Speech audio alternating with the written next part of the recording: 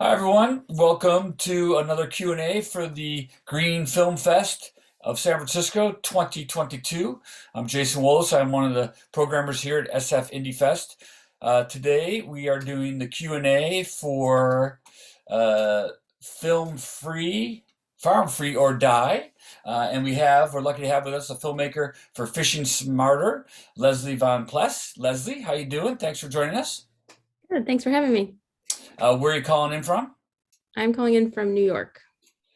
Great. Tell us a little bit about your film. Sure. I'm a video producer for Environmental Defense Fund, which is an international NGO. And we use science, policy, economics, and advocacy to address some of the world's largest environmental problems. So my film, Fishing Smarter, follows some of EDF's work around the world trying to implement technology into fisheries management to put fishing on the path to sustainability. And it's a series of stories about the people on the front lines who are using this technology, the fishers and the tech companies and the advocates who are trying to implement technology and see if we can collect better data and if that data can help us accelerate our ability to understand the ocean. Now, how long have you been working for EDF? I've been here about 5 years now. 5 years. So I imagine you're learning a lot. Uh, Mm-hmm. what have you learned from making this film? I would Have you learned say, anything new? Have you learned anything, about yourself, about the future, or just about the specifics? What have you learned? sure. Well, my favorite part about working on the film was definitely working with the fishers in different countries around the world. And I would say what I've learned is that um, fishers, they're people who work with our natural resources and they are passionate about, making sure that our oceans are healthy and thriving and that our fish last into the future. So I've learned a lot from them and they're just, like I said, their passion and their, excitement about using new tools to be able to manage our fisheries. So, did you travel to all the places that we see in the film? No, I shot most of the US footage and there we hired local Well, freelance the shooters. reason why I ask is a follow-up to that last question. Do you find that the fishers are kind of on the same page as far as forward thinking? Oh, definitely. Yeah. So we filmed in Indonesia, we filmed in Mexico, and then we filmed in a few different locations around the US. And I would say that, yeah, the attitude is the same. It's, we understand fishers are being impacted by climate change and overfishing, and they all want to see the oceans be more healthy and sustainable. They kind of have no choice, right? I mean, are Yeah. they feeling that kind of uh, uh, pressure, if you will? Because I mean, I do it just watching all these films, right? Yes, they certainly feel pressure about, their livelihoods are at stake and the economies of their communities are definitely at stake. And so they're feeling the pressure. Yeah, yeah. And are all of them, at least the ones you interviewed, they're all adopting technology, or what'd you call it? You called it EM, electronic monitoring. Electronic monitoring, yes, that's kind of I would say, the umbrella term for different types of monitoring and data collection. And so in some of the stories, the electronic monitoring is like a camera system that goes directly on the fishing boat. Hmm. And in other stories, it's the EM technology could be based on shore. So it's like a camera system that goes um, where there's a port and so it's counting Yeah, the fishing boats coming in and out of the port. yeah, kind of like AI, right? Artificial Yeah. intelligence monitoring the coming and going of the boats. I saw that pretty cool.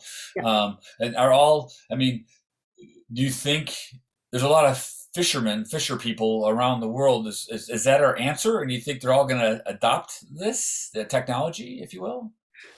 I definitely think that's the future of fisheries management is technology, and there's, varying attitudes about, data and privacy.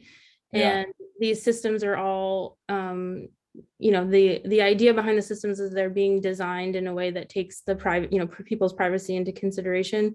right. Um, but I do think that in order to have the data collection necessary to really understand what's going on in the oceans, then yes, the technology is necessary.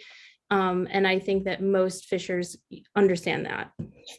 I mean, did they used to do data collection by hand before this? I mean, Yes, yes, there's lots of fisheries that still do data collection by hand. They have wow, there's fisheries observers and or fisheries enumerators. And when fishers bring their catch in for the day, they literally go down to the dock and they just, kind of tally and count one by one the fish coming off the boat. And they take weights and other measurements and they write it down on paper. And then they have to kind of go back and enter it in into the computer. And then right. it takes a lot of time for it to get into a system where you could analyze that data and see if there are trends where there's overfishing happening and the fishery needs to be a closure or something like that. So with technology that the data collection is instantaneous, you can analyze the data much quicker and you can see where there's fluctuations in data and that fisheries managers can respond to more quickly. Sure, sure. I mean, I can't believe they were. How long ago have they been? Did they start doing data collection for fisheries like by hand? Has it been the last century? I mean, it seems I would pretty say key. the last few decades they've been doing it for. Yeah, Yeah. and that's so we can manage basically um, the ecosystems, right? And know for overfishing. Yep.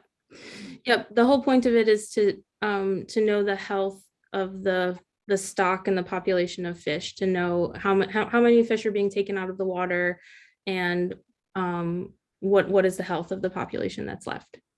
Right. Ultimately, I mean, this is fishing responsibly now. Yes, correct. Yeah. And what about you mentioned something, and forgive me for kind of these simple questions, if you will, but there's different types of fishing. Like I know your film mentioned, recreational versus commercial fishing. Mhm. Is recreational fishing also fisheries also need to be monitored? Yes. Yeah, recreational fishing in some places, like in the Gulf of Mexico, is it's a larger industry than commercial fishing. So So does that mean average people like the public are the recreational? Really? And that's larger than okay, oh, yeah. wow. So yeah, recreational fisheries are a big part of fisheries management, and in keeping all fisheries sustainable, we have to manage recreational fishery as well. And so do you think this technology is something that just kind of become adopted, you know, fishery wide, if you will? I think so, yeah. It's necessary, right? Mhm. So, uh, were you commissioned by EDF to make this movie specifically, or were you inspired for this topic individually? Like, what was the spark or the seed of this film?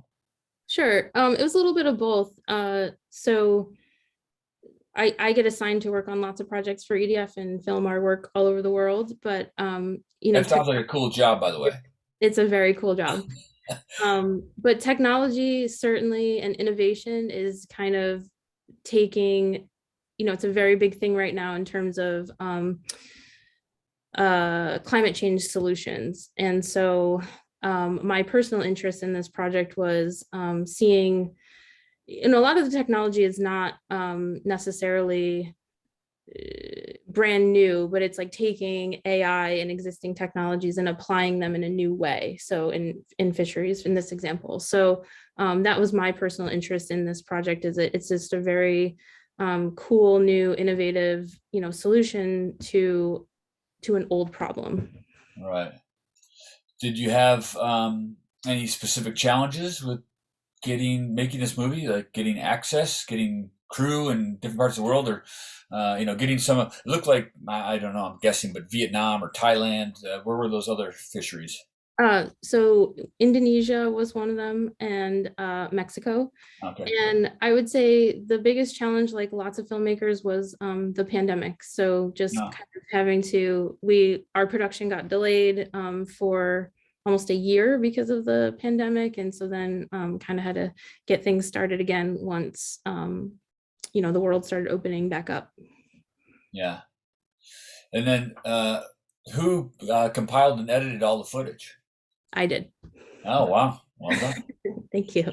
And it, and I see this a lot in environmental green films. Just beautiful cinematography. Your film was also very beautiful with great cinematography. Who shot it?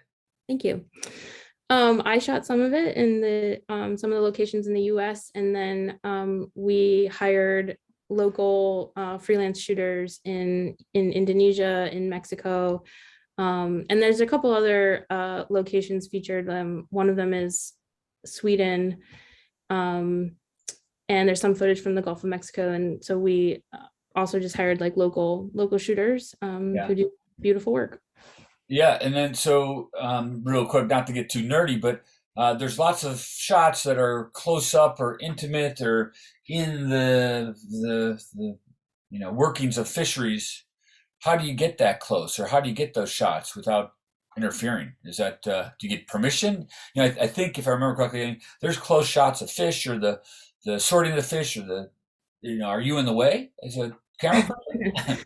um I hope not, but we work very hard at building, good relationships with these fishers, and so generally they're very, excited to be able to share their story. They're trying to do the right thing and they want to talk about it, and so yeah, that's something at EDF that we really are proud of, our relationships with folks on the ground, and so yeah, it's So, like when you're on the boat, you go out. Like, how long is a journey, a fishing journey? Is it just for a day or a half day, or you go out for longer? And do you get seasick? Do you get? we did have one incident where one of our camera people got seasick on the boat, and the boat had to turn around and bring him back to shore. But um, No. a lot of the fishers that are featured in the film, they're just going out for like the day and Okay. fishing and coming back. Some of the larger commercial vessels might go out for like 3 days at a time, and then they come back and unload their catch, and then they go back out again for 3 days or so. I see. Yeah. And you've made several of these films, obviously, but I guess this one in particular, has it changed you at all? How did you feel after making it? Did you become a different consumer, more aware? How did it affect you? Oh If yeah.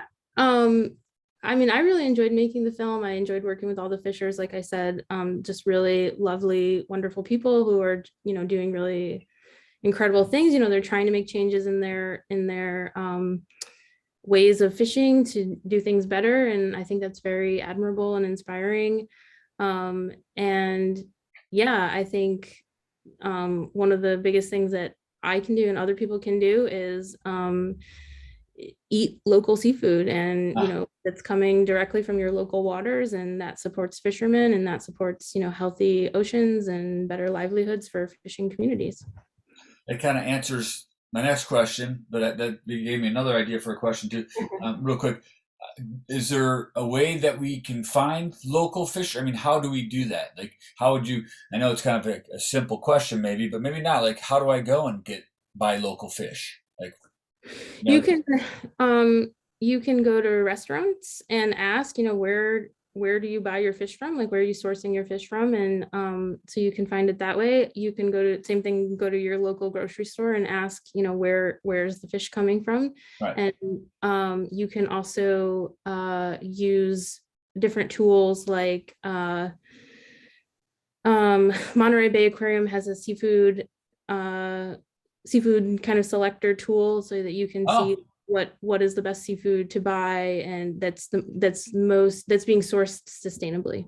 the Monterey Bay Aquarium does Yes. online. Okay, Mhm. that's kind of cool. And then I also was just thinking, if I go shopping, is there labels that signify this is local? If not, there should be, right? I mean, Yes. uh, uh, you know, because I would like to, buy local. I would like to support this movement. Sure. I mean, definitely some fisheries do have labels. So in the Gulf of Mexico, like sometimes you can buy it's called Gulf Wild seafood, and it will have like a little label on it that says exactly like where this fish came from. And unfortunately, not all fisheries are like that yet, but Yeah. that's the hope. Well, what's fish we would not want to buy? Say you had a choice in the supermarket, whatever. Like, how could you determine if you knew the difference, what would you not want to buy? Like ones that are like mass fisheries, or what's the wrong purchase, if you will? Is there? Um, that is a little beyond my Yeah. expertise. Okay.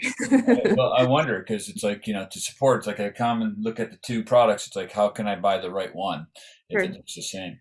I And think then, it's really just asking. yeah, I think that's good conversation, communication. Sure. And then you kind of answered this too, but by the nature of this discussion, but what do you want people to come away with, audiences to come away with after they watch your movie? Like besides buying local, which now I'm going to do, make sure I'm doing. Yeah. I would say just, the um our fishers all over the world are these are, fishing is their livelihood, and they're trying to keep our oceans healthy, and we should support them in what they're doing and support policy that is going to create healthy, sustainable oceans. Yeah. And how do we do that? Like, can we support the EDF? Is that what we do? How do we go and support like the EDF or like the fishermen, or for that matter, any other kind of conservationist? Or like, do we go online and just give money? Is that a good way, or You can support EDF, you can support any number of organizations that are also working on, healthy oceans and fisheries management. And voting for elected officials who support, good policies for the ocean and things like that. yeah, yeah, we need to take more active participation, don't we? I mean, all of us, Yep. and not just be consumers. Yeah. So, are you hopeful and optimistic? I am hopeful and optimistic. I mean, like I said, when I work with these fishers, I see people who are trying to do the right thing every single day, and that makes me feel hopeful and optimistic that we can get there. Right on. Well, that's all the time we have. I wanted to thank you for joining us. Thank you for making your film. Very important film, very worthwhile and entertaining as well. Thanks for enlightening us, and thanks for taking this time. Keep doing what you're doing. I hope to meet you in person someday. Thank you so much, Jason. Thanks for having me. You're welcome. Congratulations.